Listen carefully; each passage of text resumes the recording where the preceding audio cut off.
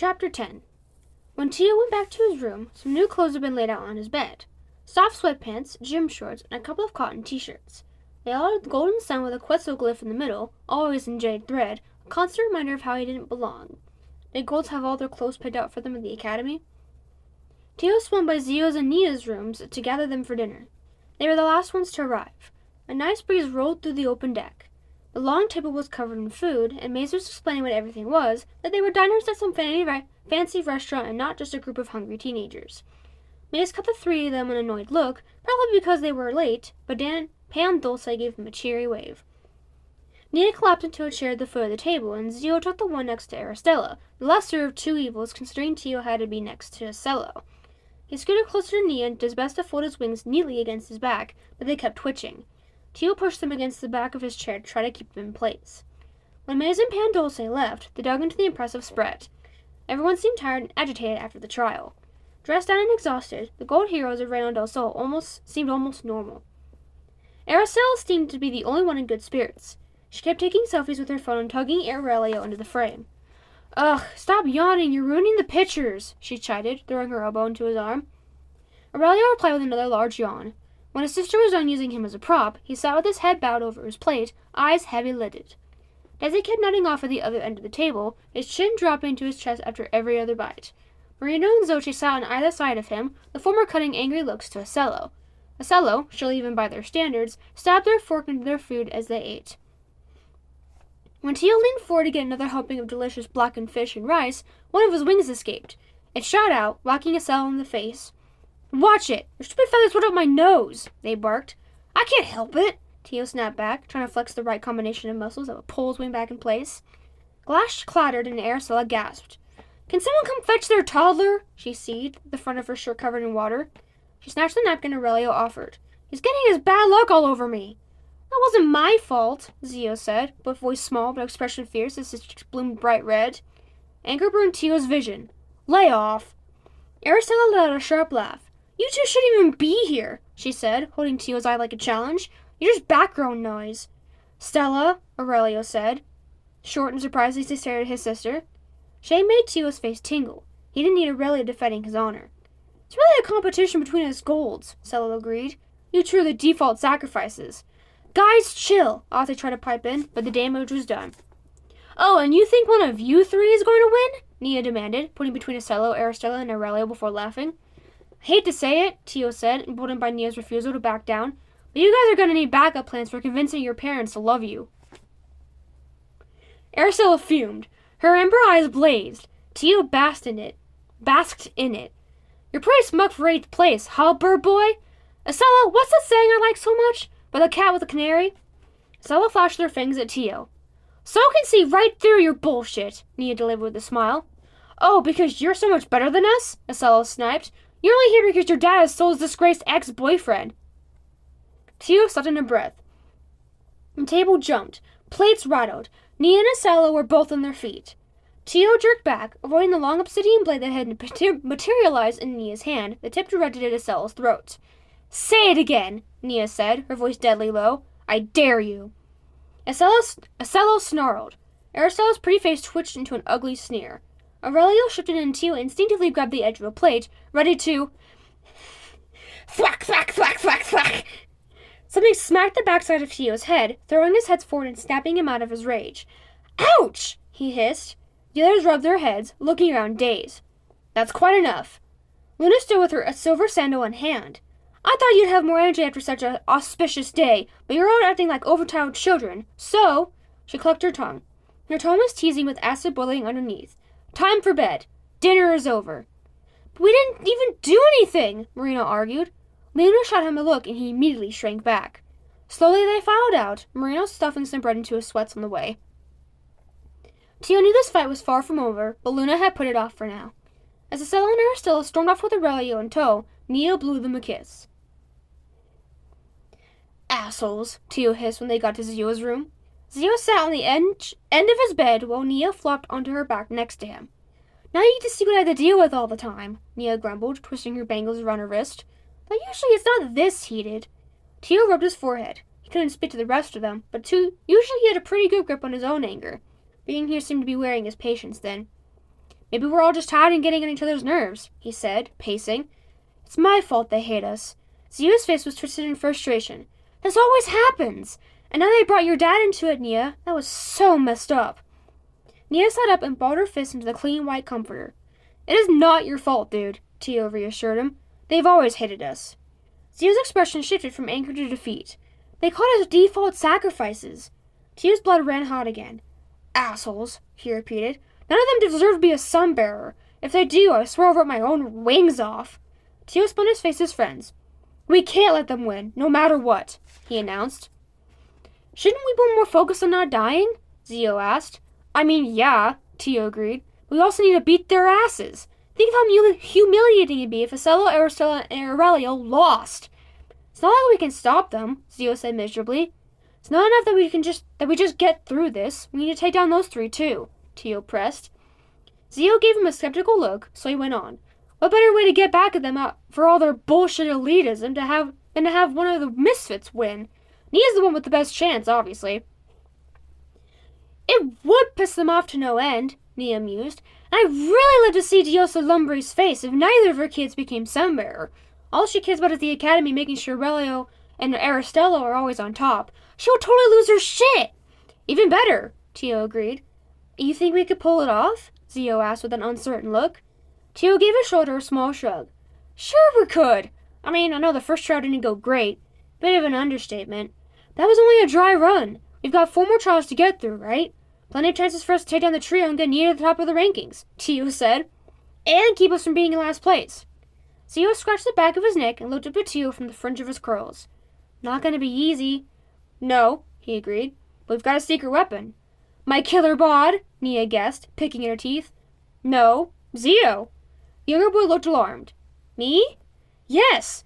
Tio plumped down into the bed next to him. Using your encyclopedic...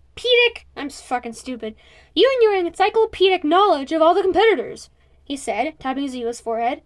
Nia sat up straighter, her eyes wide. Oh! But Zio still looked less than convinced. Where's your binder? Tio asked. Zio gave him a confused look, his hand automatically moving to his chest. No, I mean with the trading cards and stuff, Tio corrected. Oh! Zio pulled it out from where he hid it under his pillow. Give us the rundown on Aurelio, Aristella, and Acelo, Tio said. If we know their strengths and weaknesses, we can use that against them during the trials. Nia scooted in on Zio's other side. That's an awesome idea! Well, every semidios has general strength and stamina boosts over mortal humans, Zio said as he flipped through his binder. It was full of small, clear pockets that held 9 trading cards per page in alphabetical order. Some people only had 1 card, while others had many, and some were plain while others were holographic or lenticular. Zio even had a few that were made out of solid gold. By default, gold is stronger than jades, but every semidios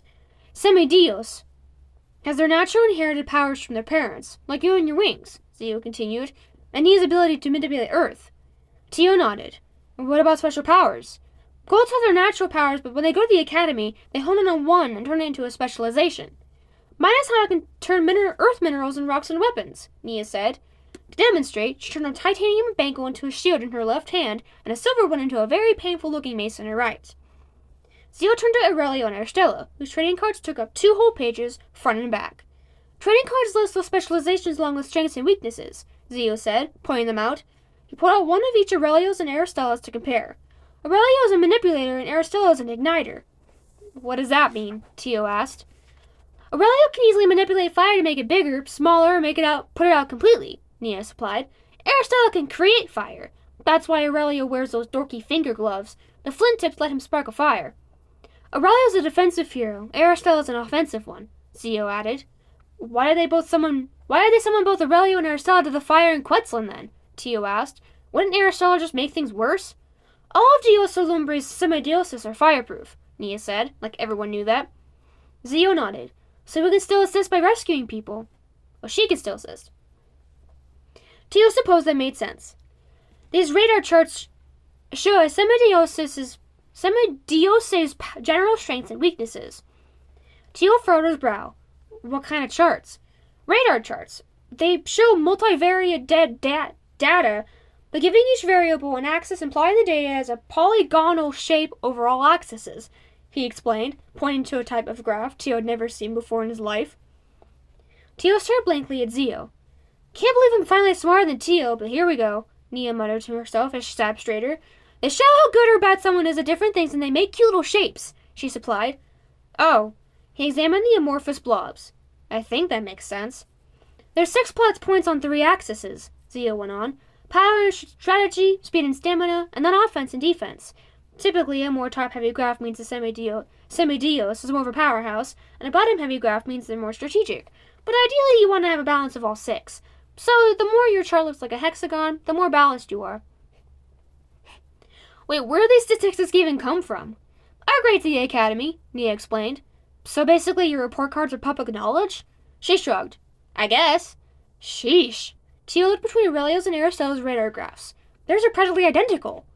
Almost, except Aurelio's more strategic and Aristella's more powerful, Zio said, pointing them out. Their powers kind of go hand in hand, don't they? Zio nodded. They're very complementary, yeah. That's why they train together all the time, like a team instead of individuals, Nia explained, an annoyed edge through her voice. I think this is the first time they've ever been split up and actually competing against each other. Doubt that'll keep them from teaming up when they get the chance, though, Tio grumbled. It made the most sense and was a good strategy.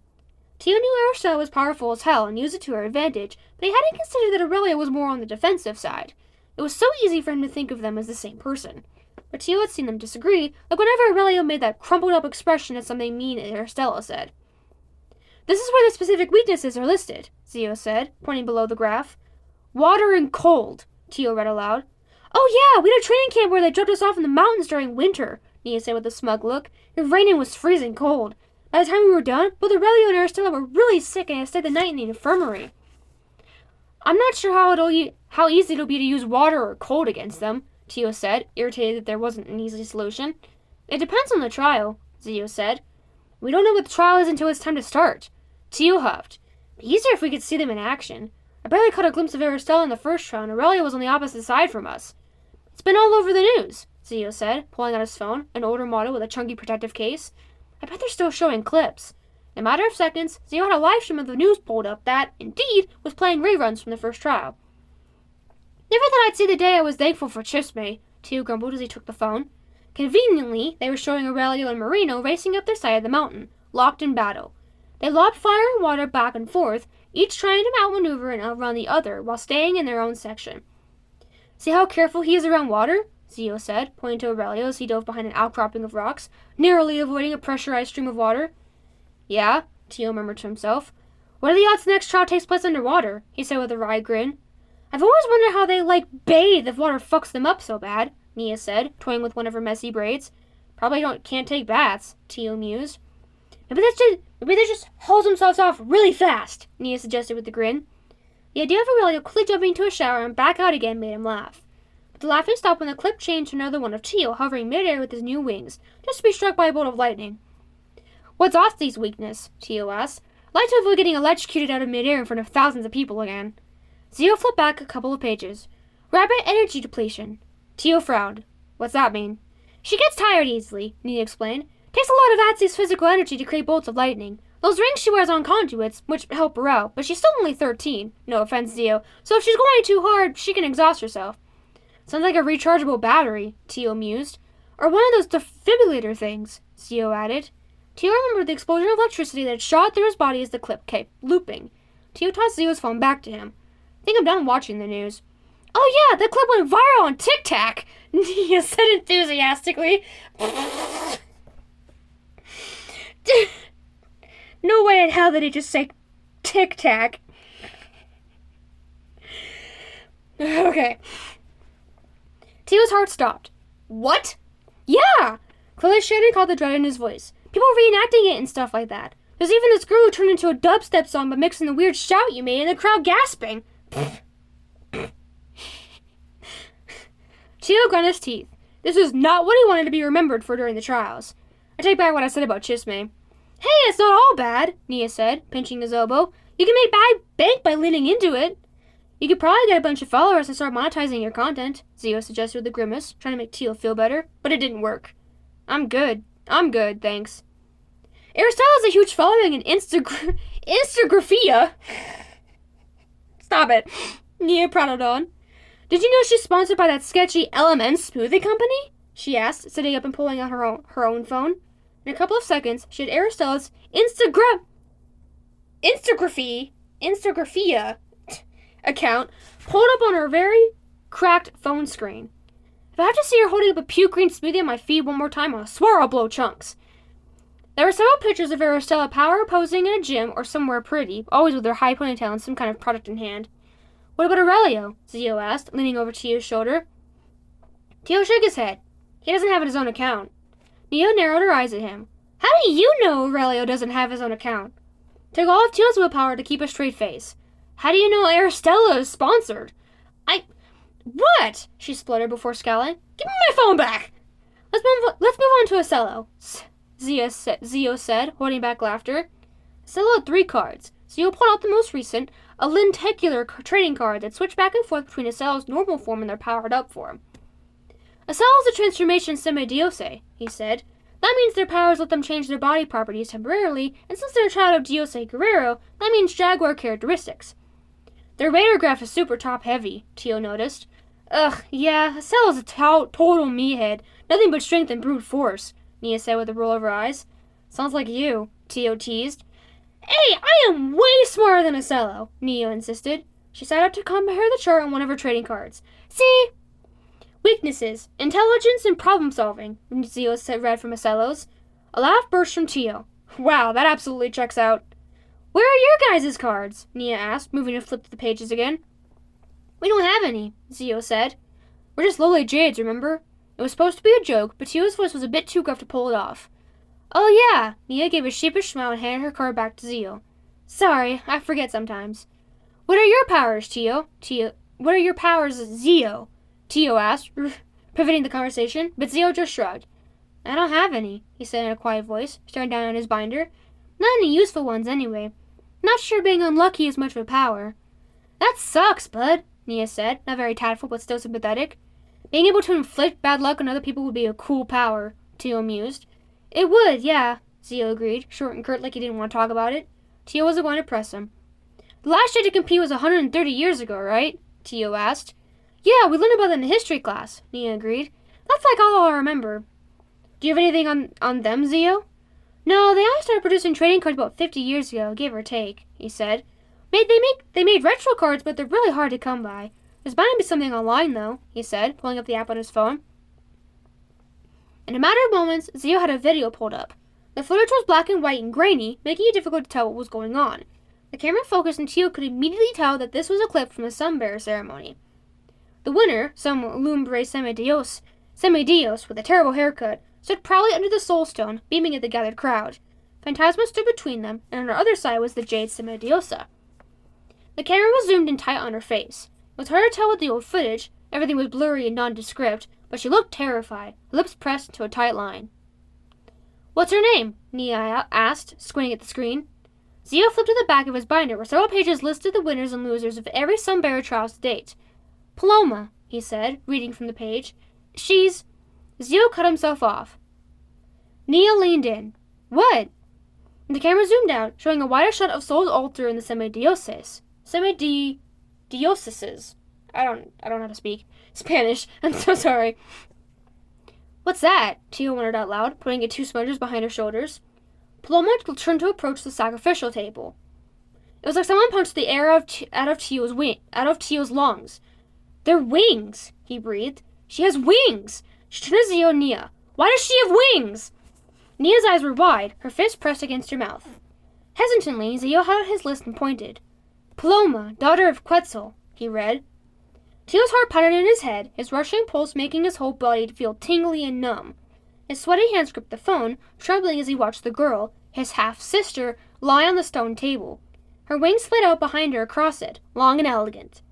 Why didn't you tell me? Tio asked, watching as the footage continued to roll. I didn't know, Nia said hurriedly. History class is really boring and right after lunch. I fall asleep like all the time.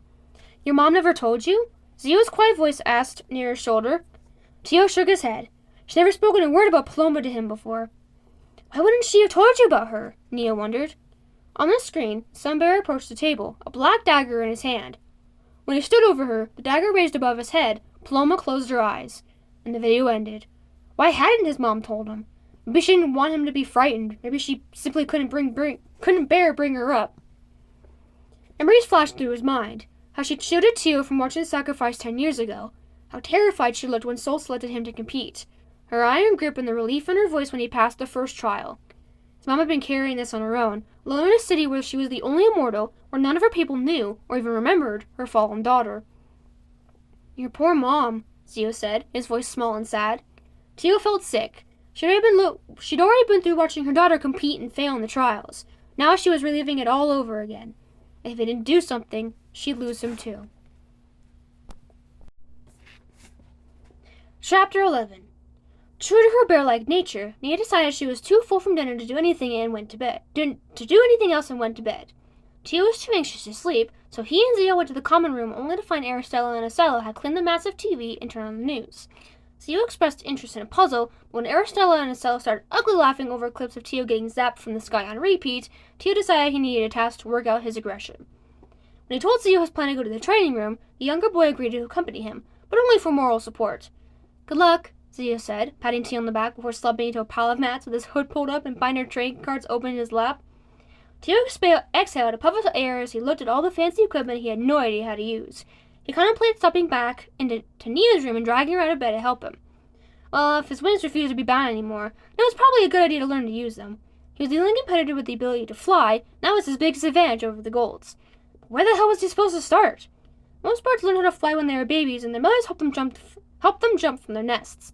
But Tio didn't have his mom or a high enough point to jump from, so he'd have to wing it until he figured out something that worked. The floor was padded, so it seemed like a safe enough space to try. First, he practiced taking off. When he managed to get into the air, he was extremely tippy and couldn't get a good rhythm going to flap his wings. It was like he didn't have enough brain power to focus on moving his wings while also staying balanced. Keeping track of an extra set of limbs was no easy task and resulted in several attempts of getting about 3 feet off the ground before falling very gracefully to the floor. With the slightest shift in his weight, he tried to compensate with his wings, but then he'd overcorrect and ended up at his ass. It was impossible to land on his feet when he had his arms and weights knocking him off balance. But he kept getting up and kept trying again because even if he was a fool, he was a stubborn fool who was determined to get something right. After the 30th or so fall, Tio realized Zio had dozed off on his nest of mats, so at least he didn't have an audience. Sitting on the floor with sweat running down his face, Tio was losing his patience. "Would you just cooperate?" he growled, throwing his elbow back into his wing. The other one flung himself around and whacked him in the face. Scowling, Tio spat tiny blue and green feathers from his mouth. Maybe the problem was the wings weren't strong enough yet. After being bound for so long, perhaps he'd lost the muscles required for balanced flight. Maybe he needed to strengthen his shoulders or whatever to gain some control. For extra safety, Tio dragged out over one of the mats, careful not to wake Zio in the process. Next, he got the chalk stuff in his hands because he saw gym bros do it on TV and approached one of the weight racks. The weights were circular discs, shape and size of shields. After eyeballing the selection for all of 5 seconds, he went to get a 50-pound weight. He remembered what Aurelio had said, to hold the weight close and use his legs. When it didn't budge, he downgraded to 45 pounds, and then 30 pounds. Tio rolled the weight on its edge over the area he'd set up. After some struggling, he hefted it up, holding it to his chest with crossed arms. This was bound to get his wings stronger. He started moving his wings in wide, forceful flaps. Sweat prickled on his forehead by the time he finally managed to lift himself off the floor. The added weight seemed to have to at least steady the tipping, but it took concerted effort to keep his wings going. So much, in fact, that he squeezed his eyes into a grimace. When he opened them again, he was 10 feet in the air. A triumphant laugh bubbled in his throat, throwing off his concentration. He dropped a couple of inches and rushed to catch himself, struggling to find the steady rhythm again. That was when the door opened and Aurelio walked in. He was dressed in the Academy provided workout gear, black shorts and a tank top that covered very little of his well-built frame. Took a few steps before noticing Tio. Tio cursed under his breath. Of course he would show up right here, right now. He always seemed to get a front row look at Tio in his worst possible moments. Tio did his best to ignore Aurelio, but the excessive weight on his hands was turning the chalk dust into a paste, and the rubbery coating of the weight slipped in his fingers. Tio attempted to heft it higher onto his chest while still keeping aloft, but the sudden shift made him drop another foot. Aurelio stopped, crossed his arms over his chest, and watched. If he had a free hand, Tio would have flipped him the bird. Panting hard, Tio gritted his teeth and tried to push through it, determined not to fail in front of Aurelio. But his arms burned and a stitch stabbed in his side. He could feel the muscles in his back and wings trembling. He tried to hold on to the weight, but he was losing his grip. When he made one last desperate attempt to hoist the weight, his right wing cramped and gave out. Tio let out a strangled shout as he tipped back and fell from the air. He landed on his back, hard, the single flimsy mat doing nothing to break his fall. Split second later, the weight crashed down on top of him. Oof! The weight crushed all the air from his lungs. Spots dotted his vision. He tried to push it off, but his arms were too weak from holding it up for so long. Tio gave up and collapsed back onto the mat. Wings splayed and arms flopped uselessly at his sides. He closed his eyes and wished for Aurelia to leave him to sit in his humiliation, or for Sol to just let him pass out and escape embarrassment. But, of course, neither would make things that easy for him. Do you need help? Tio opened his eyes to find Aurelio standing over him, looking down with a placid expression. His soot-soft black hair was pulled back from his face in its usual knot, and his thick eyebrows were furrowed with concern over his clay-colored eyes. A faint scent of smoke followed him around. It wasn't strong, more like the way Tio's hoodie still smelled faintly at smoke weeks after he'd worn it to a bonfire. When Tio didn't respond, Aurelio added, "Or is this some new workout routine I'm not familiar with?" Tio mustered all the energy he had left to glare. "Either help me or be an ass," Tio wheezed. "Not both." The corner of Aurelio's lips twitched into an almost smile. He stooped down, and lifted the weight with frustrating ease, setting it on the mat next to Tio. Tio sucked in a deep breath, rubbing his aching chest. He watched as Aurelio wandered over to the water cooler. The smart thing would probably be to take the L and go to bed, but Tio rarely ever did what was smart, and he wasn't about to start now. He got to his feet and started flapping again. "You're not fully extending your wings." Tio turned just in time as Aurelio tossed him a water bottle. He scrambled and managed to catch it. "Yes, I am." To prove his point, he stood upright and unfurled his large wings. Tio smirked, but Aurelio gave him an exasperated look. "Roll your shoulders down and back," he said, going through the motions himself. His rounded shoulders sank, pulling his shirt taut against his well-toned chest. "Open your chest." Tio scowled, a flush creeping onto his cheeks. Was he showing off? "Since when are you an expert in wings?" Aurelio shook his head and moved to what looked like a jungle gym with a bunch of weights and pulleys. It went against all of his instincts to do what Aurelio told him to, but he could at least give it a try, just to prove him wrong. Tio waited until Aurelio was focused on repositioning a piece of equipment, and then he tried rolling his shoulders down and back. Automatically, his wings extended out, locking into a place a good 2 feet wider than he'd ever managed before. "Whoa," Tio breathed, examining his feathers as they gleamed under the lights. "Told you," Aurelio said, not looking up from what he was doing, but he wore a small, pleased grin. The only thing Tio hated more than being wrong was Aurelio being right. "There's some stretches." "No thanks. It'll help your wingspan." "You just want me to die of boredom," Tio grumbled as he stomped back to the weight rack. "Maybe if you tried a lighter one." "If you push yourself too hard, you'll either hurt yourself or be too sore to compete," Aurelio said, leaning against the rack. Tio dug his fingers into the weight. "I'm not a child," he said, stubbornly meeting Aurelio's sharp gaze. That wasn't a personal attack," Aurelio said slowly, evenly. It was hard to get into a fight with someone when they refused to raise their voice. Tio decided to take that as a challenge. "Oh, so you're just offering advice out of the kindness of your heart? I thought you wanted to win this thing." Aurelio steeled himself. "I do," he said, making maybe more to himself than to Tio. "I do, but I don't want to be Sunbearer just because you—" He cut himself off. "What was that about?" "Just because I'm what? Just because I'm Jade? Just because I'm weak enough not to be worth playing against?" His voice wavered. "This isn't a game," Aurelio said, frowning. Tio's chest tightened. "I know that." "Then why do you act like it is?" Aurelio asked, expression deadly serious. Tio thought maybe he really wanted an answer, that he wasn't just trying to get under Tio's skin. Tio froze, not knowing how to respond. From the corner of his eye, he noticed some movement. Back in the stack of mats, Zio had woken up. He sat up, watching Tio and Aurelio, a small crease between his brows. Frustration clouded Tio's mind and dug under his skin. "I'm taking it seriously. What's twisted is how excited you and your friends are to become a murderer." Aurelio straightened. "Without the sacrifice, the world would end," he reminded him. "Yeah, well, if getting killed is such an honor," he grunted, trying to move the weight, "then it's the winner who should be sacrificed." For a moment, Tio thought he won because Aurelio didn't say anything, but then he finally spoke. His voice tersed. "It's not a fair fight," Aurelio said. Tio shoved the weight back onto the rack with a clang before turning on Aurelio. "Why?" he snapped. "Because I'm not a gold?" Aurelio jerked back, surprised, but quickly recovered. "Yes," he said, as if it were obvious. "The Academy has been training us for this since we were children. You have no idea what you're doing." Tio let out a sharp, bitter laugh, shaking his head. "Wow, you are so full of yourself." The muscle in Aurelio's jaw jumped, his nostrils flared. "If you trained half as long as the rest of us have, you probably do pretty well." "You take shit way too seriously." Finally, Aurelio snapped. "And you don't take things seriously enough." Every ugly feeling Tio kept closed off and pushed away was dragged to the surface. Every time he felt not godly enough to be a gold, or too godly to be a boy. Every cruel look from a Fristella, and every terrible laugh from a Cello. Every time Aurelio turned his back on him. It twisted and turned and leapt from his mouth. You golds run around pretending to be heroes when you're just bullies with a god complex, he spat. I'm trying to keep me and my friends alive. All you care about are the rankings and making mommy proud. Aurelio's coppery eyes flashed. Tio waited for Aurelio to get angry, to yell in rage, because he wanted to fight. He wanted to make Aurelio feel small. He wanted Aurelio to see what it was like. But, of course, Aurelio would never give him what he wanted. Aurelio straightened his back, his cool facade in place, even though Tio could see his hands clenched into fists at his sides. You're going to get yourself killed. He said it simply, plainly, before turning and leaving the training room, the door clattering shut behind him. In its wake, Tio was left breathless on shaky legs. He wanted Aurelio to leave, but still hurt when he walked away. Quietly, Zio walked up to him. That was weird, he said, looking to where Aurelio had left before giving Tio a nervous glance. You okay? I'm fine, he said. He sniffed and wiped the sweat from his brow. He wouldn't let Aurelio get under his skin. This was all just some machismo power play, and Tio wasn't going to fall for it. More important, he wasn't going to let Aurelio win, and there was only one way to stop that from happening. If Tio wanted to take down the golds, then he was going to have to act like a gold.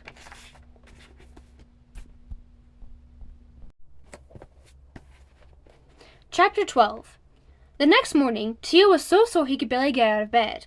Every muscle in his upper body, from his shoulders to his wings, and even down to his fingers, ached and screamed in protest as he showered and changed into his uniform. The worst part was that Aurelio had been right, but Tio would rather suffer than let him know it. Took all of his concentration not to wince and let on how much pain he was in, but it didn't matter because Aurelio didn't pay him any attention during breakfast. None of the golds did, in fact. They talked among themselves, predicting with genuine excitement what terrible thing was awaiting them at the next trial. Tio, Zio, and Neo were back to being background noise, just like Aristella had said. While Zio and Neo talked, Tio could barely pay attention. He was too distracted trying to catch Aurelio's eye. Usually Aurelio had at least glanced in his direction, but not today.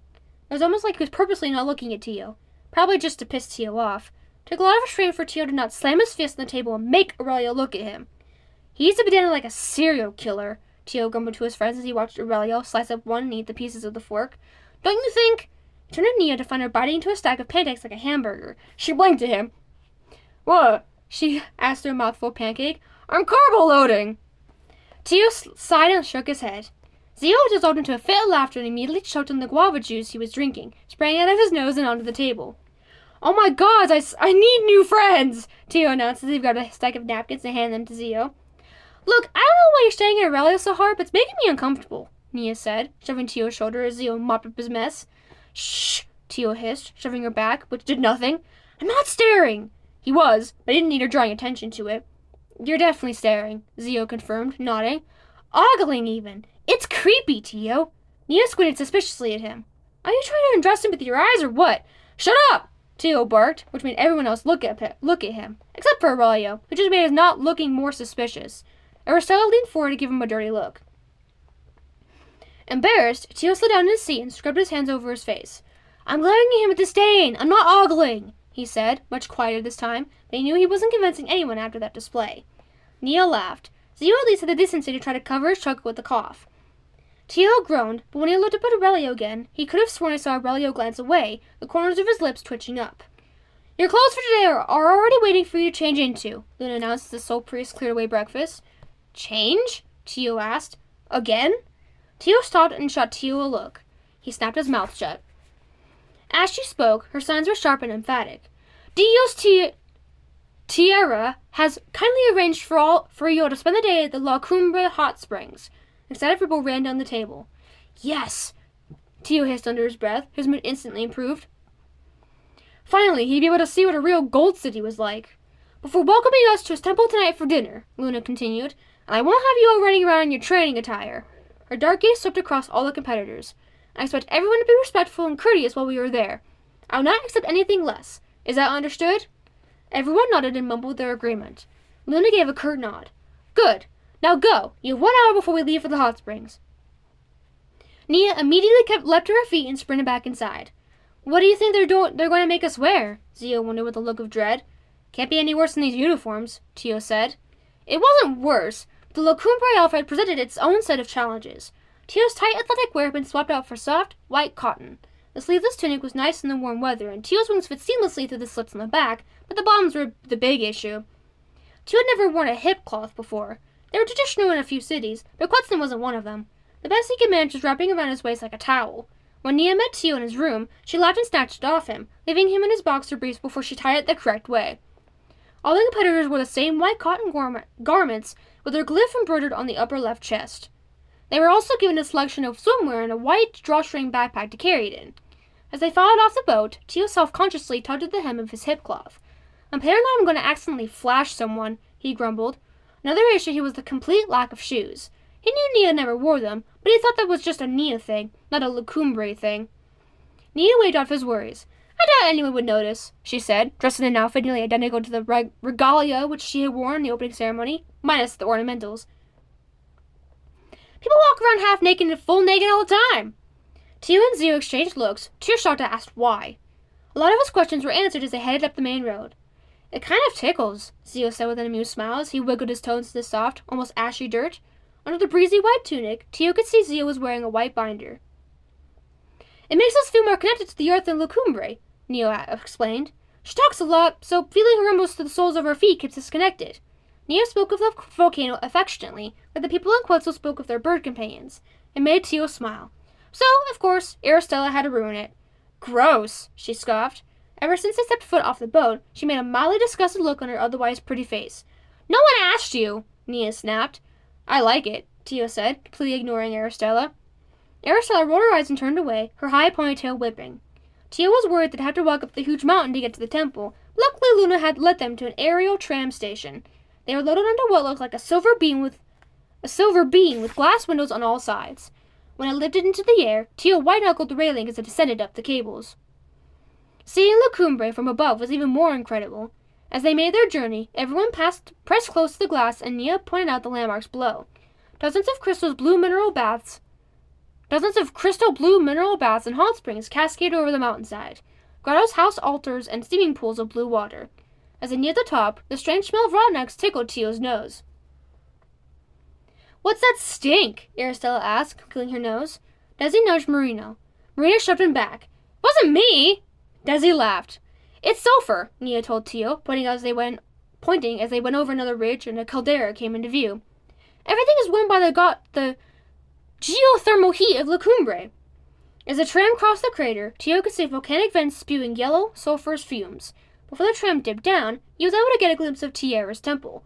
Unlike Quetzal's temple's simple slab of jade, this altar was a huge chunk of gold carved with the three mountains and rising sun of the dioces's glyph. They were greeted with more crowds as soon as they stepped off the tram. People waved and cheered, snapping pictures of the competitors were led down the path to the hot springs. Tierra priests lined the way, politely holding the spectators back. Everyone clamored for Nia's attention, which was sweet, especially since it seemed to annoy Aristella and Estella to no end. The entire hot spring, including the hotel and pool, was carved into the side of the volcano. The buildings were all made of the same soft, beige stone they walked upon. Inside the lobby, the floor had been polished until it sparkled. Loads of plush seating added to the atmosphere and comfort of luxury. "Where is everyone?" Teo asked as priest led him to the changing rooms. Nia frowned at him. "What do you mean?" "Isn't this place, really popular?" he asked, gesturing around. His voice echoed through the empty halls. Aside from the priests escorting them, the lobby and cafe were completely empty. "Where are all the people?" "Oh, you mean mortals?" Nia laughed and waved him off. "They always close down places to the public when we visit." Teo frowned. "All the time?" Nia gave him an unsure smile. "Yeah." "Why?" She blinked, like she didn't understand. "I don't know." She shrugged. "Just how it is." It was a weird concept. The gold semi-dioces seemed to live completely separately from the mortals they protected. Teo wondered if it was because they were famous, or because of their half-gold status. The answer was probably both. Teo couldn't relate in the slightest. There was no such separation between jades and mortals. Teo went to school, went grocery shopping, even went to the movies among the mortal citizens of Quetzalcoatl. The detachment between golds and the mortals they devoted their lives to protecting seemed unnecessary and a bit backward. They entered the locker rooms and changed into matching bathing suits, which were, again, all white. Unfortunately, the swim bottoms were also hip cloths, but smaller and made out of a more water-friendly material. Teo opted to go bare-chested, but Zio went with an oversized tunic. The other option was a bandui top. When Tio and Zio stepped out of the main area of the hot springs, Tio couldn't believe how fancy and beautiful everything was. The view from the tram really didn't do it justice. Built into the side of the volcano were at least a dozen tiered pools filled with steaming turquoise water. Lush canopies protected them from the harsh sun, and waterfalls tumbled down the rocky cliffs and fed into the hot springs. "This place is really fancy," Zio said, large eyes taking everything in. "Yeah," Tio agreed, unable to keep himself from grinning. Maybe he didn't agree with all the special attention Gold's got, but he also wasn't going to turn it down while he had it. "The closest thing we've got to a spa in Quetzal is this guy Rico who hangs around outside the market and will pay you $5 to let him rub your feet."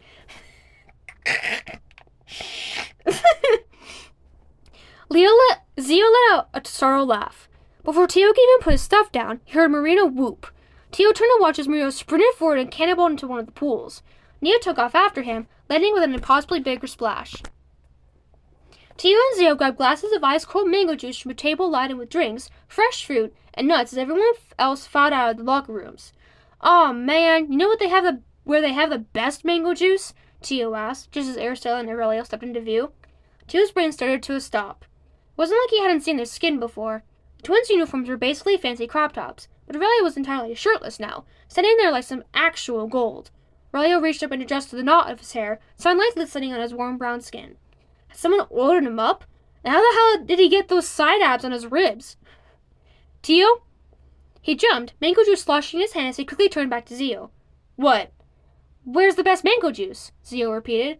"Oh, Tio cleared his throat. The younger boy squinted up at him. Tio couldn't remember what the hell he'd even been talking about. "I don't remember." Zio glanced at where Aurelio and Aristella had entered a pool surrounded by warning signs. Danger! Extremely hot! Maybe they could handle water as long as it was boiling. He arched an eyebrow. "Uh-huh." Tio shoved him. "Shut up and pick a hot spring." He decided on one of the mineral-rich pools. With the help of his water-repellent wings, Tio could float on his back without even trying. Nia set up camp at the food table while Desi and Xochi lounged in a mineral bath with mud masks on their faces. Otzi and Marino kept going underwater to see who could hold their breath the longest, and Stella dozed off in a lounge chair in a puddle of sunshine. Nia brought Tio and Zio over to a waterfall. When they stood under it, the water thundered over their heads, swallowing up their laughter as it hammered on their backs. The pounding warmth was amazing on his sore wings. Tio suggested they play a game where the person who was it had to close their eyes and listen for those in order to tag them. Zio was really good at it, somehow managed to sneak around in the water without being heard, but Nia was way too loud and splashy and kept getting caught. On her third time being it, Tio noticed Aurelio and Aristella had only spent a few minutes in the hottest pool before Aristella left to take selfies against the gorgeous scenery. Alone for once, Aurelio disappeared into what looked like a cave cut into the side of the mountain, shielded by a trickling waterfall. While Nia splashed around with her eyes closed and Zio followed her around, silently laughing, Tio took the opportunity to sneak off after Aurelio. Cold water tickled his back as he stepped through, waiting to be hit with a wave of heat. The inside was a small grotto with lush ferns growing out of cracks in the craggy walls. There was a pit of black stones in the middle of the floor billowing with steam, making the air hot and humid. Aurelio sat on a bench that had been carved into the stone wall of the makeshift sauna. Blue sunlight filtering into the waterfall and red firelight from the torches danced across Aurelio's skin. His eyes were closed, head tilted back in a way that made Tio think he might be asleep. Tio stepped forward, and one of Aurelio's coppery eyes peeked open. "Mind if I take a seat?" Tio asked, pointing to the bench. Aurelio shook his head and sat up a bit straighter. Tio confidently walked over and took a seat a safe distance away, his wings tucked behind his back. Aurelio leaned forward and picked up a large ladle from a bucket of water. He poured a spoonful over the hot stones, sending a fresh wave of steam into the air. It was way too hot. Tio didn't know how Aurelio could stand it. He was just standing there, all peaceful and relaxed, while sweat beaded on his bare thighs and chest, a small trickle running down. "You okay?" Tio jolted. "Yes, I'm fine," he lied, sweat trickling down the back of his neck. A crease formed on Aurelio's brow. "You look a little red." "Yeah, well, it's hot in here," he replied. The truth was, he was sweltering. The steam in the air was so thick, felt like he couldn't take a proper breath. But it wasn't like he could leave now. "I'm relaxing," he added, stretching his arms and wings out for emphasis. He wasn't used to having his wings out and had no real perception of how wide they were, so when he did, his feathers touched Aurelio's shoulder. The other boy's eyes darted to where they'd brushed his skin. Tio quickly retracted them again, choking on an apology he refused to give. "You're sure you're not too hot?" Aurelio asked him. Tio rolled his eyes, secretly wishing he could fan himself off right now. "What are you, my mom?" "Has anyone ever told you you're very stubborn?" "Pretty much daily." Humac always says I'll stubborn myself to death. I'm starting to think he's right. Aurelio leaned down and picked up a water bottle. Here, he said, handing it over. For a moment, Tio hesitated. Aurelio sighed and blinked slowly at him. Tio huffed. Fine. He snatched the bottle from Aurelio's hand. But not because I'm overheated. Right. I'm a normal amount of thirsty. Aurelio nodded. Sure. Tio felt his cheeks growing possibly warmer. Thirsty as in, like, hydrated, not... He sputtered, trying to regain some semblance of composure. You mean being thirsty means you're dehydrated, right? Aurelio still didn't know how to keep up a joke. At least that was one thing that hadn't changed since they were kids. He opened his mouth, ready with a stabby comeback to tease him, when... What would you do, Aurelio asked suddenly, if you were a Sunbearer? Tio let out an explosive laugh, more out of surprise than humor. I honestly haven't even considered it, dude. Not like it's a real possibility. It is. So I didn't choose you just to be killed, Tio guessed, by one of the real contenders. Aurelio took a deep breath. I've been thinking about what you said. Tio really didn't want to talk about this anymore, and something in his face must have made Aurelio realize that. His mouth snapped shut. Awkward silence fell between the two of them. Tio felt like a fool for even following Aurelio here in the first place. What had he been expecting? Maybe to get a glimpse of the Aurelio he'd seen the other night? The Aurelio that didn't even seem touchable. I think I'm done with the sauna, Tio said, getting up onto his very wobbly legs. But not because I'm too hot. An amused look danced across Aurelio's face. Are you sure? Because you look pretty hot. Tio tripped on his way across the cave. Thanks, he yelped. Thanks? What was wrong with him? Tio stepped through the waterfall and was immediately relieved by fresh air on his sweltering skin. When he saw Neo and Zio standing there staring at him, he skidded to a stop. Hey there, Zio greeted him with a smile that was far from innocent. Tio squeezed the water bottle in his hands. Hi. We were wondering where you went, Zio said, arms crossed over his chest. I was just, He jerked his head toward the grotto. You know, checking stuff out. I'm sure you were, Nia said, shaking her head. What's that supposed to mean? Not fraternizing with the enemy, Tio, Zio teased. I wasn't. Two bros chilling in a sauna, 5 feet apart because they're not... No. Nia sang, but no, they did not just fucking do that.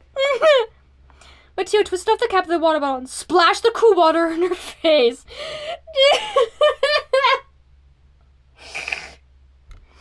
Nia gasped, mouth hanging open. The look on her face made Tio burst out laughing. Oh, you think that's funny? Nia demanded, charging toward him.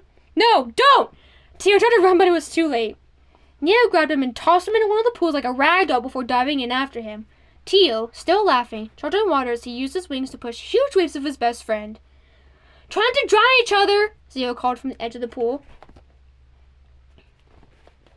After they showered and changed back into their clothes, it was a short walk to the Lucumbre Temple.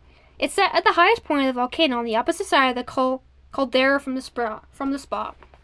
The temple itself was made out of reddish clay. The only pop of color was a basin made of raw amethyst crystals that cratered the Lucumbre sunstone. Its beams shone steadily into the dust-colored sky. There were gold accents, mostly around the windows and main or outer steps that led to the altar up top, but other than that, the temple was quite plain compared to what Tio had expected from a gold city.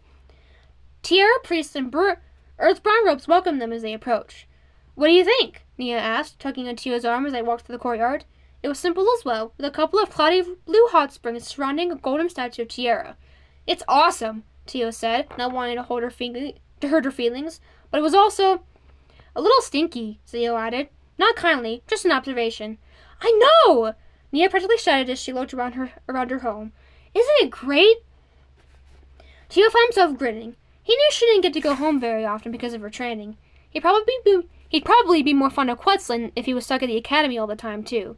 Though he was quickly getting acquainted with a previously foreign feeling of homesickness. I thought it'd be more elaborate, Tio admitted. Wait till you get inside, Nia said with a smirk. Before he could ask what she meant, they were ushered into the temple and it became abundantly clear. Tiara's temple was like a geode. While the outside of the temple was plain, the inside had tall, cavernous ceilings, and every surface was covered in gemstones. Blazing fire opals, red jasper, and crystals in every color imaginable jutted out from the walls in jagged, irregular angles and glittered in the torchlight. The kaleidoscope colors and sheer size of the gemstones were dizzying. Tio would have liked to wander the hall, but the sharp look Luna gave him when he drifted toward another corridor kept him in line. They were brought into a dining hall where a large stone table was set for them. Massive, honey-colored citrine crystals, bigger than Tio hung bigger than Tio, hung from the tall ceiling like a chandelier. 4 people stood at the head of the table to greet them. Dressed in his usual suit and golden mask, Tio's tiara lifted a gloved hand in greeting. The Earth God was tall, but his slender frame made him seem small compared to the bulky man at his sides. Monte and Mina were dressed in matching white hip cloths and tunics. An older man Tio had not met before, stood at Tiara's side. His brown hair was gray at the temples, and he was built like a mountain. When he smiled, it was identical to Nia and her brothers, pressing deep lines into his face and crinkling the skin around his eyes. Dad! Nia sprinted forward, breaking formation to throw herself onto her mortal father. Chuckling, he wrapped his arms around Nia in a tight hug as he picked her up and spun her around. Gods were limited to mortal means of reproduction or childbirth, so having 2 biological fathers wasn't uncommon among demigods. Tiara, Andrus, thank you for having us, Luna said, smiling as she approached. Andrus wrapped his arm around Tiara and pulled the glove closer to plant a kiss on his cheek. If Tiara had skin, Tio guessed he would have been blushing. Tio lingered toward the back of the group, suddenly feeling a bit out of place. The weight in Tio's stomach was heavy enough to pull him toward the back of the group. Among the gods and demigods, his mom was all of the blood family he had, and that was enough. But seeing Nia at home with her family made Tio painfully aware of how different they were. We're so thrilled to have you, Andrus announced, welcoming the rest of the group. He had a deep, booming voice echoing the large room. Please, have a seat, he said, gesturing to the open chairs. We've got quite the spread. The priests have really outdone themselves. Tio went to take a seat at the far end of the table, Zio right on his heels like a shadow, but Nia grabbed their arms. Everyone stared as she dragged them to the chairs next to hers near the head by her dad and brothers. 2 jades sitting among some of the most powerful golds in Reino del Sol. Warmth flooded Tio's body and he couldn't hold back a smile. As they fell into easy conversation, Tia and her priest started bringing out food and drinks for dinner. They drank from clay churritos and the plates were made of polished agate. There were roasted root vegetables in more colors than Tio even knew existed. Andres explained that the steak had been vacuum sealed and cooked in the hot springs till it was soft as butter, falling apart as soon as Tio stuck his fork in it. He avoided the chicken, but helped himself to fish that had been grilled in the kitchens using Lecumbre's geothermal heat. Even the robocado had been slow cooked underground in clay pots. Eat up, Andres instructed when everyone seemed hesitant to start. You need protein for your next child tomorrow. Desi turned to Luna and signed something. The second trial will be hosted by Diosafana, Luna explained and signed back. We'll leave for El Valle when we board the boat tonight and should arrive by midday. Immediately, the group broke out into excited chatter. Tio didn't eat much after that. The later it got, the more stomach churned and his tightness settled into his chest. When it was time to leave, Nia and her family exchanged back-breaking hugs. Tio was ready to console his friend, but instead of being sad, the time with her family seemed to have given her a burst of renewed energy. Everyone's hypothesizing didn't stop when they left the temple and rolled the tram back down the mountain. At night, the zigzagging paths of the city down below were illuminated by torches. Sleep tight, Lecumbre, Nia shouted back up the mountain as they approached the docks. Tio could have sworn he felt the volcano rumble under his feet in response. Chapter 13. The next morning, Tio, Nia, and Zio went into the foredeck to watch their progress. They left the mountains far behind and were making their way east through the span of tropical forest between La Cumbre and El Valle. I wonder what kind of trial Fauna set up, Zio murmured to himself as he fiddled with his bracelet. Probably something to do with animals, Nia said, leaning back against the railing. Seeing as Fauna is the goddess of animals, I said that's an astute observation, Tio grumbled, leaning against the railing as he stared out into the thick tangle of trees along the riverbank. Somebody woke up on the wrong side of the nest today, Nia teased, petting his wing. It flicked her hand away, agitated. You okay? Zio asked, which made Tio feel like an ass because Zio was the one who was really screwed over in all of this. I'm fine. I didn't sleep well. It was only half a lie. He had tossed and turned all night worrying about the upcoming trial. He was very much not fine. I'm just cranky, Nia guessed. Tia scowled. No. Anxious? Zio asked, like he understood all too well. Something like that, he admitted. He was nervous about the next trial, and all night he dreamed about Paloma. Over on the large couch, Estella was spread out in a puddle of sun, taking a cat nap. Meanwhile, they're over there sleeping like a baby, he grumbled. Self-confidence is really something, Zio agreed with a roll of his eyes. Hey, said Nia, nudging him. Maybe they'll keep it up and stay in last place. As they rounded a corner, familiar chatter caught Tio's ear. Grouped together on a large, long hanging branch at the river's edge were a trio of toucans. Tio saw an opportunity and took it. He cupped his hands around his mouth and called out, Hey there! The toucans paused, looking at one another looking at one another curiously and then back at Teal before taking flight. Whoa! Zio laughed, stepping back as Teal was swarmed. You've got wings! One said, landing on the railing to stare up at him in complete shock. Another resting on his shoulder, tail feathers sticking up in the air, she leaned down to inspect his feathers. Never seen a boy with wings before, she said, patting them tentatively with her foot. The third made himself comfortable on top of Teal's head. Before he could introduce himself, the bird tugged out a lock of his hair. Ouch! Blech! The toucan shook out his feathers. Only strange human feathers up here, though. I'm Quetzal's son. Quetzal's son! The one on his head squawked. All three birds took flight and perched on the railing. They evolved into excited chatter, hopping around excitedly on their blue feet. Quetzal's son! Quetzal's son! You're Quetzal's fledgling? They bobbed their heads up and down in funny little bows. Hello, son of Quetzal! So good to meet you! It made Tio smile. The birds and Quetzal were used to seeing him, so he really got the sort of enthusiastic introduction. What are they saying? Nia asked, giving Tio's arm a shake. They're excited to meet me because of my mom, he said. Aw! Nia beamed. You're bird famous! Like their little bird prince! Tio rolled his eyes. I wouldn't say that. He turned back to the toucans, who were still bowing and bumping into each other. I was hoping you three could lend me a hand. Haven't got hands, one said, gravely apologetic. Got 6 wings between us, though, rushed another, giving them a flap. The third tipped his large beak in the air and chattered a laugh. That was funny. Thank you. You see them sleeping over there? Tio asked, pointing to where Acela was still out cold. Smells like a cat. Don't like cats. That's the Jose Guerrero's fledgling, Tio explained. One of them shuddered. Like that even less. They're a jerk, Tio agreed. And very rude to me and my friends. What? One gasped. No! Squawked the other, stomping his foot. The son of Quetzal?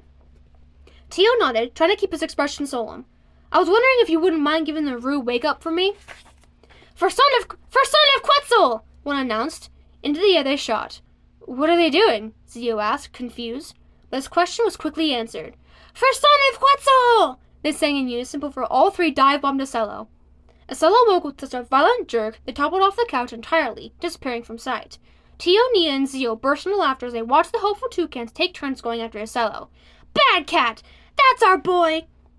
Acela's startled yelps cut through the air, making Nia double over with laughter while Zio had to grip the railing to keep his giggles from toppling him. Silly cat doesn't even have claws, a toucan said.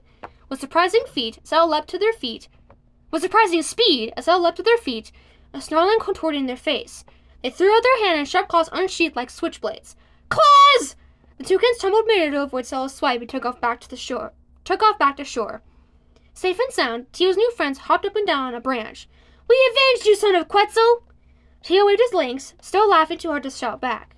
Acela rubbed their head, blurry-eyed and confused as they looked around. Hurry! Zio hissed. All three ran on the side of the boat and out of sight before Acela could spot them. That was amazing! Nia laughed while its coast was clear. I'm so jealous. All I can do is make stupid weapons. I guess being a lily jade isn't all bad, said Tio, unable to keep the grin off his face. Next time you should see if they'll poop on his head. Zio grinned, his small shoulders shaking with laughter. Nia grabbed Zio by the arms and shook him, practically lifting him off his feet. Oh my gods, yes! Tio smiled, his tension from the morning finally fading away. As they got closer to El Valle, the scenery shifted. The dense trees faded to rolling hills and grassy plains. The valley was circled by the mountains in the far-off distance, and Tio was pretty sure he could see a large lake farther north that connected to the river through a series of canals. On the outskirts of town, there were wide open spaces and the occasional grass-roofed ranch, but the closer they got to Fauna's temple, the more urban it became. All too soon, they were instructed to change into their uniforms. This time, Tio let his wings be free. They kept ruffling and shaking themselves as they lined up, betraying his escalating anxiety. When it was finally time to leave, Luna led the way. As soon as they stepped out onto the dock, the waiting crowd roared with excitement. They proceeded through the streets of El Valle with full fanfare. They were escorted by the 8 Fauna Jenetes on horseback. Each rider wore the same matching outfits in white with gold accents, lace trousers embellished with ribbons, elaborate dresses with 3 layers of ruffles and traditional embroidery in the shapes of different animals. They wore boots, tied belts, hair bows, and sombreros. Flanking the competitors, the riders performed a carefully crafted choreography while riding side by side on their steeds. The spins and backward steps were perfectly synchronized. It was like watching a ballet on horseback. Chesapeake's camera crews were also on scene, snapping pictures and recording video that was displayed on large screens throughout the city for people around Reino del Sol to watch live. Tio did his best to look confident as they walked on the main road, lifting his hand every now and then, even though he knew good and well that no one was cheering for him. Unlike the outer areas of El Valle, the heart of the city resembled any other flashy gold metropolis it's seen on TV, but with added adjustments made with wildlife in mind. Modern buildings with animal-sized doors, and there were feed trials outside of shops visited by donkeys and cows. Tio marveled at large communal birdhouses that towered over him, several stories high and nearly the same size as the apartment buildings. Dense thickets of trees stood between high rises, giving workers views of monkeys swinging along outside their windows or jungle cats napping on branches. Larger roadways had grassy overpasses to allow animals to cross undisturbed. Dispersed between chrome buildings were functional sculptures that provided roosts for slumbering bats. Some of the ground floors were designated dens and burrows with windows where Tio spied a pile of sleeping gauatus? I don't know what that is. Herds of coatis roamed open parks, disappearing up trees and into the secure houses tucked under branches, while capybaras soaked in a pond. Tio pointed out a large herd of goats trimming the front lawn of a school, and Tio nearly walked right into a hutch on the sidewalk that housed a group of napping rabbits. How is it so clean? Tio wondered aloud. With all the animals, you'd think everything would stink. Instead, he only smelled dirt, hay, and fresh-cut grass. It's a working ecosystem, Tio explained, pointing to a group of people in jumpsuits who were hosing down a sidewalk and carting some bins. They collect animal waste to compost and turn into manure, which gets exported to cities like Mazatlan, where they had a lot of architecture. They continued their processions of the city until they found themselves at the arena. Tio's footing faltered. It was completely different from the first trial. Unlike the elaborate mountain Tierra had constructed, this arena was almost barren. It was flat dirt with large rocks of varying shapes and sizes. In the center stood a ring of tall jungle trees, densely packed together, side by side. As they approached the platform where their parents waited, a deep growl sounded from the trees. The canopies trembled with the rustling of leaves as birds fled into the air. Tio shivered. What kind of trial is this? A pleased grin curled near his lips. Sounds like a monster brawl to me. Dead weight dropped into the pit of Tio's stomach as Luna ushered them forward. When Tio saw his mom, standing with her hands clasped anxiously in front of her and a strained smile on her face, the back of his throat burned. He took the last few steps and threw himself against her, wrapping his arms tight around his towering mother. Her surprised laugh tickled his ear. What a lovely hello! For a moment, Tio didn't say anything but pressed his face into the crook of her arm. He squeezed his eyes shut, trying to push out the roar of the crowd to pretend, just for a second, that they were back home in their own temple. Pajarito? His mother's delicate fingers pushed through his hair. The small touch in his nickname made his heart ache. Tio reached back, catching her soft feathers between his fingers. Mom? Quetzal's black eyes searched his face. Are you all right? She asked. I found out about... He swallowed hard. Zio was showing me and Nia some footage from the past trials because we wanted to see what other Jades had competed, and... Tio faltered, unable to find the right words. His mother's face pinched as she braced herself, like she could tell what was coming. Tio took a deep breath. Paloma. Quetzal let out a long breath. Paloma, she repeated with such love in her voice it made Tio's chest ache. Her eyes glistened as her lips pulled into a soft smile. It's been so long since I've heard her name. What was she like? Tio asked, desperate to know more about her. The world around him shrank down to nothing but him and his mom. The cheering of the crowd, the press of bodies around them, the sound of his friends talking nearby, all of it faded away as he watched his mother recall a lifetime of moments with his sister. She was just like you, Pajarito, Quetzal said at last, a sad little chuckle caught in her throat. A troublemaker. She was brave, too, and feisty, always giving the priest plenty of grief. Tio imagined his own childhood. Had Paloma had her own humac? Had she been friends with the mortal residents of Quetzalin, too? Had they have the same bedroom back at the temple? She gave the trials her all. Quetzal's tone took on an edge. And she was strong. Tio reacted on instinct, pulling his mother down into a hug before the break in her voice turned into full-on tears. Though his mother was a diosa, looming larger than life, in that moment Tio felt like the bigger one, like his mother was a small, delicate thing he needed to protect. I'm sorry, Mom. You don't have to talk about it if you don't want. For so long, I was afraid, Quetzal continued, the words tearing out of her with a ferocity Tio had never heard. To have another child, to love someone that much, only for them to... She pulled away, taking Tio's face in her hands. I won't let it happen again, Tio vowed. It was a big promise to make, but he meant every word. He wouldn't let his mother lose another child, not to the trials. That day, I wished so hard I could have taken her place. Quetzal's eyes cleared, coming back into the present. She gazed down at him, and for a split second, Tio thought she might start preening her feathers and his hair the same way she'd done when he was small. But instead, she took a deep breath and stepped away. "It's time for you to line up," she said, forcing a smile. "I love you. Good luck." Tio turned to face Luna, avoiding the stands because he knew he'd find no supporters there. Next to Luna stood Phantasma. The small goddess had been waiting for him to catch her eye, and when he did, she smiled shyly and waved. At least he had one friendly face there to cheer him on. Luna stood in the middle of the platform, Mariachi on her left and Phantasma on her right. Standing by was Diosafana. She was dressed in a simple long-sleeved dress and had an angular face with high cheekbones. She had the large, entirely dark brown eyes of a capybara and long chestnut brown horsehair that cascaded down her shoulders. Her nose was pointy and blush pink. Her most striking feature, of course, were her large deer antlers on which a lace mantle was draped. It gave Tio a headache just imagining what it'd be like to balance those huge things on his head 24/7. Tio was confused to see that the Estaciones were also present. The goddesses of the seasons, Verona, Antonia, and Verano, Antonio, and Inverno, looking perfectly pleased with themselves, basking in the attention of the cameras who stood side by side in dresses adorned with flowers befitting their titles. The only one missing was Primavera, who stood dutifully next to Xochi. "Semidiosis," Luna began, voice amplified by the spectators in stands. "For your second trial, you must retrieve a baby alebrije from a nest." Low murmuring spread through the crowd. Tio's heartbeat raced. Most of the alebrijes had intricate patterns, but some of the strange hybrid animals were so fluorescent they practically glowed. It was impossible to tell by looking at them if the bright colors were harmless or a warning sign of having venomous skin, fire breath, or even electric barbs. "To obtain your alebrije," Luna continued, "you must get past the mother." Luna nodded to the Estaciones.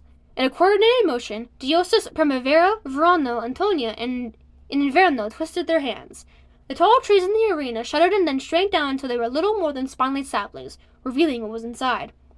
A nest made of dried foliage and moss-covered logs was in the center of the arena. Among the dull leaves and sticks, Tio spied tiny colorful dots that must have been their targets. He wasn't sure how they could look so small when their mother was so big. Pacing back and forth in front of the nest was what looked like a jaguar the size of a box truck. Her fur was black and her spots were kaleidoscopic colors that shifted and changed as she moved. She had a long iguana tail with acid green spikes and large, leathery bat wings the color of wine. Large, yellowing fangs that must have been the size of Tio's forearms protruded from her open maw as she stalked back and forth. "Oh, Cello," Neo deadpanned. "You didn't tell us your mom was coming." "Jealous?" Cello shot back. Tio was going to pass out. Or barf. Maybe both at the same time. The other semidioses surveyed their new challenge with varying degrees of interest, but Tio was the only one with enough sense to look terrified. Aristotle was already whispering to Aurelio, Marino's face was screwed up like he was running math problems in his head, and Desi appeared far too confident. Then there was Nia, who looked like she'd just been given an early birthday present. "You have 10 minutes to safely bring Alebrije back to the finish," Luna announced. With that, Mariachi trumpeted his cornet and Tio's watch vibrated, initiating the trial. Tio jogged across the bridges with Zio and Nia at his side, watching wearily as the other semidioses sprinted headfirst into danger. "We need a strategy," he said, idly noting how much easier it was to run with his lungs straining against a binder. "There's no way we can take that Alebrije down." "I can," Nia shot back, offended. "I know you can, talking about us," he said, gesturing to himself and Zio. "Teamwork, remember?" "Oh yeah," Nia laughed. "I forgot." Up ahead, Aristotle and Aurelio met the mother Alebrije at the end of the bridge. With a flick of his flint-tipped gloves, fire ignited in Aurelio's hands. Aristotle took the lead, lobbing fireballs at the Alebrije's paws. The mother roared as they tried to push her back, dodging her claws and snapping teeth. "What if I brought back the mom instead?" Nia asked as they reached the island. Aurelio and Aristotle threw up a trembling wall of fire, keeping the mother Alebrije corralled and allowing them, and the rest of the competitors, to get onto the island. "Dios Luna said a baby Alebrije," Zio said, keeping as much distance between himself and the fire as he could without falling into the water. Nia made a disgruntled noise at the back of her throat. As if on cue, the Alebrije leapt into the air and over the fire, claws extended and ready to fight. "Watch it!" Tio caught the back of Zio and Neo's shirts, dragging them down just as Estella leapt a boulder at the hybrid jaguar. But she leapt out of the way and quickly pounced on them in retaliation, pinning Estella to the ground with her massive paws. Estella transformed, their snarl turning into an actual growl as their muscles grew and fangs elongated. They gripped each other at the ally Brihe's fangs in their fists. Aselho's brute strength was the only thing keeping her from sinking her teeth into the flesh of their shoulder. Nia, Zio, and Tia had to sprint forward to avoid getting squashed as Asel and the ally Brihe wrestled for dominance. "You still want her now?" Zio asked, winded and puffing as they ran. All three ducked under the huge iguana tail as it slashed the air. "Yeah, okay, I see your point," Nia conceded. "We need to get to the nest and back to the platform," Tia reminded them as they ran. "How hard can it be?" As it turned out, very. Aurelio and Aristella had already made to the nest while the others were closing in. Two of them split off, running to the opposite sides of the nest. When she was nearly in reach, Aristella pulled a wild move in which she jumped and swept her leg through the air, shooting an arc of fire from her foot directly at the nest. It was one of the most needlessly extra things Tio had ever seen. He didn't realize it was possible to loathe her more, but Aristella always managed to be full of surprises. Her fire sent the little ally Brihe running to the other side of the nest, where Aurelio was waiting. He snatched up a very angry bright blue gecko ally Brihe by its tail. Tio heard its tiny, angry growls as it thrashed and spat fire at Aurelio. Meanwhile, a fluorescent green Kodai with the armor of an armadillo had rolled up into a ball, quivering like a frightened soccer ball. Aristella scooped it up and tucked it under her arm. Without so much as a pause, the twins turned back to the bridge. And that was when things really started to go south. Unattended, the fire Aristella had flung at the nest spread. Some of the Ivory scrambled out, fleeing in a panicked frenzy. A black and green Jaguar-Undi anaconda that was basically slinky with claws slashed at Asel's ankles. An orange jackrabbit roadrunner chased circles around anyone who tried to reach for it, causing Otzi and Zoshi to collide right into each other. Peta gripped Tio's spine, urging him to run faster. To hell with getting an ally Brihe first. He just wanted to make sure they weren't going to be roasted. As Tio ran toward the nest, he spotted Aristella heading for the bridge, with Aurelio right behind her. In a split second they passed, Aristella's eyes locked onto his. Her lips quirked into a smirk, and before she was gone, one ember eye winked closed. Tio simmered with anger. His goal flickered out of focus. All he wanted now was to take them down a notch. He threw his body sideways, flinging his wing downward in an attempt to take out Aurelio at the shins. But the golden boy of Reino del Sol leapt straight in the air like it was nothing. Tio cursed under his breath, but before he could try anything else, the ground shuddered, knocking both of them off balance. The jaguar had abandoned Acelo and returned to her nest. The tiny eye screeched and wailed from inside. Hackles raised, she crouched and tried to swat the flames. Singed fur stung Tio's nose as she let out a pained yowl. Tio's heart lodged in his throat, snapping at him out of his rage. To his surprise, Aurelio was still there. Aurelio's copper-brown eyes widened, the gecko still swinging from his hand. "Aurelio, hurry!" Aristella shouted. Aurelio's weight shifted, like he meant to chase after his sister, but his feet stayed planted. He looked weirdly at Tio. He cut himself off. Anger boiled Tio's blood. Aurelio just stood there, not willing to give up his chance at victory. Tio refused to stand by. Brain buzzing with adrenaline, he ran toward the fire into the first thing he could think of. Shoulders back and chest open, he extended his wings and used all of his strength to flap his wings in an attempt to put out the fire. Unfortunately, the extra oxygen only stoked the embers, breathing new life into the flames. With a whoosh, a wall of heat grazed Tio's face. He threw his arms up and squeezed his eyes shut, waiting for the blaze to devour him. But it didn't. When he opened his eyes, Aurelio stood in front of him, arms held out and fingers splayed. Flames licked his arms and along his neck, trying to get to Tio, but Aurelio didn't like it. He held back the wall of fire and with a large heave, shoved it back. But there was no one to protect the jaguar. The mother ally Brihe let out a deep, guttural cry. "No!" The word came out as strangled as Tio stood there, fear rooting him to the spot. Suddenly, inexplicably, Marina was next to them. He made a sweeping, pulling motion with his arms and a large wave splashed across the nest, extinguishing the flames and knocking Tio right off his feet. He scrambled, frantically trying to stop himself from being pulled into the water at the edge of the arena, when a large hand grabbed him and pulled him out of the current. "Sorry about that. You good?" Tio blinked the water out of his eyes to see it was Marino. He managed to nod and the taller boy smiled. "Good." With that, he ran back into the action. The charred nest dripped and the Alabrihe mother was drenched but seemingly unharmed as she snuffled in the remains. All but one baby had fled the flames into the forest. A bright blue and green toucanet with a snake tail popped its head up and looked around. It squawked up at its mom, its chameleon eyes springing in independent directions. Relief crashed over Tio upon seeing the Alabrihe was unharmed. "Holy shit!" Nia stood on the other side of the nest, gaping at Tio. "Are you okay?" "I think so," Tio said, patting himself down, chest heaving. "I think Marino just saved me from getting knocked out of the arena." "But why? Weren't they enemies?" When he looked for Aurelio, all he saw was retreating back, pausing only to pick up the gecko again before tearing off after his sister across the bridge. With the fire out, Jaguar tore off after the twins. Did you see how big that wave was? Nia asked, grinning ear to ear. That was wild! Focus, Nia, Tio snapped. The three of them needed to find Alabrijes that wouldn't horribly maim them. The toucanet. But he'd been distracted too long. When he looked back, the Alabrije mother was alone, staring at him coolly. Their options for finishing this trial were quickly dwindling. Where's Zio? Nia jerked her head back her head to where Zio was crouched against a boulder, curled up on a ball with his arms over his head.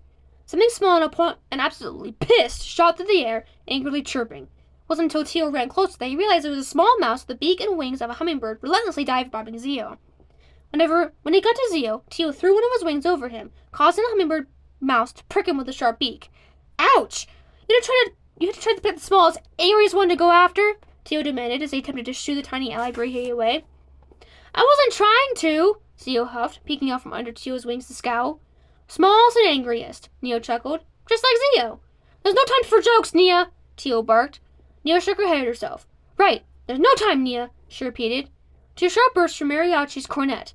Buzz, buzz, buzz, buzz. Aristella and Aurelio had returned to the platform with their Alabrijes. Both of you grab an Alabrije before all the easy ones get picked, Tio shouted, and they split up. It was pure chaos. Tio lunged after the jackrabbit roadrunner, but Acelo beat him to it. When they picked it up by the scruff of its neck, the Alabrije rapidly kicked Acelo in the face until they dropped it and it bounded away. Tio barely managed to jump out of the way as Mario slid across the ground, having been knocked on his ass by a wily teal goat with butterfly wings. It battered and kicked, its tiny wings fluttering with all their might, but too small to lift it more than a few inches into the air. Without Aurelio and Aristella, the mother Alabrije's attention had zeroed in on Otzi. Sweat on her brow, Otzi threw as many bolts of lightning at the jaguar as quickly as she could, but even Tio could see that they were getting smaller and weaker, probably from all the effort she was putting into dodging gnashing teeth and swiping claws. Off to the side, Desi squared off with a scrawny green rooster with the long horns of a bull. The rooster scratched at the ground, with his taloned feet before letting out a mighty crow. Go away! Jesus Christ. There's a bug on my book. I think it's dead now. Kiki-riki! He lowered his head right at Desi. For some reason, Desi didn't seem at all worried. In fact, he grinned as the angry bird charged. Tio wanted to call out and warn him, but that was, of course, useless. Quick on his feet, Desi sidestepped the rooster just in time and touched his fingers to its back, like they were playing a game of tag. Instantly, the rooster skidded to a stop, kicking up a cloud of dust. It turned to face Desi, cocking its head as it considered him for a moment before letting out a confused cluck. Desi held out his hand and, much to Tio's astonishment, the rooster walked right up to him. With zero retaliation, Desi scooped up the rooster and tucked it carefully under his arm. The once angry creature contentedly murmured as Desi raced with it back toward the bridge. Frickin' Desi, Neo grumbled. How the hell did he do that? Tio asked, bewildered. He's the son of a Moor, Nia said, like that explained everything. Every child of a Moor can manipulate affection, he added when Tio gave her a lost look. Desi's specialization is addictive contentment. If he touches you, he can make it so you feel so good being near him, you never want to leave. Some folks at school say he can make it so strong that you'll, die because you can't bear to live without him, but that's pretty dramatic if you ask me. Suddenly, Humac's warning not to get near Desi made much more sense, but right now there were more important things to worry about. Nia gasped and Tio spun around to find a scarlet-red Alabrije with the body of a javelina and the head of a rhinoceros beetle digging its tiny hooves into the dirt. Holy shit, look at that thing! Tio yelped, backing out of its way. He's beautiful! Nia beamed. When it lowered its head in charge, Nia raced forward. Dibs! Tio gladly let her have it. The tail goat with butterfly wings bounded across Tio's path. When he tried to grab it, it kicked out its tiny hooves, ready to take out his shins. In a flash, Vine suddenly unstared at the creature, knocking it on its side and tying its legs together. Xochitl tugged Vine's back and caught the Alabrije's bound legs like he was a purse. She gave Tio a smug grin before running back toward the bridge, the Alabrije bleeding angrily in her arms. You know, it'd be a lot easier to hate her if she wasn't so hot, Nia huffed. You say that, Tio panted, about everyone. It's not my fault we're all really hot, Tio. Another semidios with an Alabrije wasn't a good thing, but as the jaguar raced to intercept Xochitl, Tio thought at least it would buy them some more time. We need to hurry, Tio called to his friends. Frantically, he looked around for an Alabrije. Squonk! The stranger made Tio jump. The tiny toucanet Alabrije stood at its feet. It cocked its head to the side, peering up at Tio with strange, googly chameleon eyes. When Tio only blinked in response, surprised and also very concerned, and impatiently made the same sound again. It was much more of a honk than any bird call he heard before. Tio hesitated for a moment, unsure if this was some sort of trick, before kneeling down. Squonk, squonk! The toucan bounced on its tiny feet, wings flapping, and snake tail switched before it waddled up to Tio. He extended his hand to the strange little creature, but then a terrible, piercing yell rang out. Tio stepped on the tail of a moonlight blue kitten with a neon yellow turtle shell. It hissed and spat, batting at Zio's leg while the hummingbird mouse continued to dive bomb him. I didn't mean to! Zio cried. The damage was already done. Swooping down on its massive wings, the mother Alibrije landed in front of them. A roar echoed from her gaping maw. Tio grabbed Zio, jumped into the air, using every bit of strength he had in his wings to get them out of the way. They barely cleared the jaguar as she barreled through. They landed hard on the ground, a sprawled tangle of limbs. Nia threw herself between them, and the mom conjured up a large steel shield. Stay behind me! She shouted as the silver bangle on her wrist melted and reformed into a spiked club in her fist. The jaguar snarled, its large head lowered as it stalked toward them. Tio knew she was strong, but he didn't think even Nia could take on an angry mother Alibrije. In the distance, the cornet sounded Xochitl's safe return. Buzz, buzz! That was when Tio noticed a small ball of bright green and blue between the jaguar's two front legs. It was a toucanet, waddling after Tio and squawking insistently. What's it doing? Nia asked. Tio shook his head. I have no idea. Ask it! I can't ask it! It's not a bird, it's an Alibrije! Tio shot back. The trumpet of the cornet cut through the air as his watch vibrated again. Tio thought back to Desi, how the rooster had willingly gone with him, how he hadn't used any violence or brute force. Now that he thought of it, the mother had gone after every other Semidios who had taken one of her brood, but he couldn't remember her chasing after Desi. The idea struck Tio with a jolt. It was a very bad and possibly dangerous idea that would maybe get him killed, but if he didn't try something, all three of them were dead anyway. What are you doing? Nia hissed as Tio stepped out from behind her shield. This is either going to help us a little or hurt me a lot, he murmured as he slowly moved closer. His heart ran painfully against his ribs. The jaguar's black lips pulled back from her teeth as she let out a low growl. Tio's knees shook violently. Every fiber of his being screamed at him to turn and run, but he refused. Instead, he focused on the toucanet and kneeled. His breath shook in his lungs as he slowly extended his hand. The big Alibrije paused. She threw less than a foot from his neck, hot breath washing over his skin, but she didn't attack. The tiny toucanet hobbled out from under its mother and climbed right into Tio's palm. It dipped its head back and let out a terrible warbling sound that made Tio wince, but it bounced happily in hand before scaling his arm. Jaguar watched as the toucanet hopped onto Tio's shoulder. When he glanced back, Tio realized the toucanet's vibrant feathers matched his almost perfectly. The small bird nestled in Tio's scapular feathers where his wing met his shoulder and squawked its ugly little song again. It clicked its banana-shaped beak, which is pretty cute until it started happily plucking Tio's feathers. He cursed under his breath, but if it made the little Alibrije happy, then so be it. But Tio wasn't going to count his chickens before they hatched. The mother considered Tio, his golden eyes bearing into his for what felt like forever. But then she huffed, a puff of air from his nostrils ruffling Tio's hair. Familiar yowling cut through the air. Ozzy was struggling to get a hold on the turtle cat, carrying it by the scruff of the neck as it slashed its paws through the air. The jaguar's pupils dilated and she left Tio to chase after Otzi. Tio staggered, the relief dizzying. Finally, he had an Alibrije, and a willing one at that. Nia and Zio gaped at him. Damn, why didn't you get bigger balls than me? Nia asked before breaking into delighted laughter. Zio continued to stare, so shocked that he didn't even swat at the hummingbird mouse that continued to attack him. But now was not the time for celebrating. The trial wasn't over. As a reminder, the cornet trumpeted again as Marino crossed the finish. Buzz, buzz! We gotta go, Tio urged. Now! Well, what the heck are we supposed to do? Nia said, throwing arms into the air. We're not Alibrije whispers like you and Desi. Then just be fast, while the mom is still distracted, Tio said. Give me your jacket, he told Zio, growing impatient as the younger boy struggled to pull it off over his head. As the hummingbird mouse swooped in for another attack, Tio used the jacket to catch it out of the air. It chirped angrily and flitted around, tapping its sharp beak into the material. Take this, and be careful, Tio said, pushing the button into Zio's arms. Maybe they couldn't coax the Alibrijes into submission, but they could at least be more careful with them. Catching on, Nia used her big legs to form what looked like a large metal mixing bowl and used it to scoop up the beetle-headed rhinoceros at Javelina. It bucked and thrashed and tried to get out, but its hoofs slid loosely against the tall, smooth edges. Otzi and Acela were left. Acela grabbed the jaguarundi anaconda and, like an angry fire hose, it wrapped itself around in their arms and gnawed relentlessly on their shoulder, drawing smudges of golden blood as they started to run for the bridge. In order to stay out of the bottom of the rankings, the three of them needed to get back before the others. Let's go, Tio shouted, and he ran for the bridge, Zio and Nia on either side. They got to the bridge first, but Tio could hear Acela's heavy footfalls right behind them. Acela was strong, but the three of them were faster. They crossed the bridge, made it back to the platform, and dove across the finished barrier. Tio, Nia, and then Zio. 3 short trumpets burst from Mariachi's cornet, and Teal's watch shook in time with them. Before Silo could cross, the cornet trilled. Buzz! Silo slammed into the barrier and bounced right off, sending them flying back. Time was up. The trial was over.